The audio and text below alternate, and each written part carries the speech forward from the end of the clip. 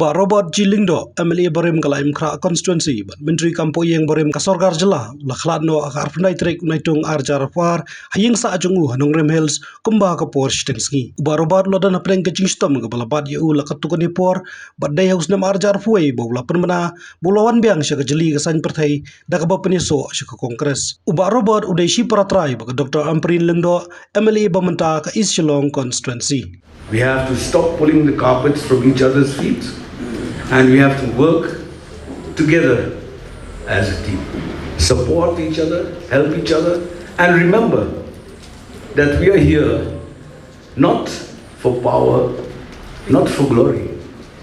We are here for the people.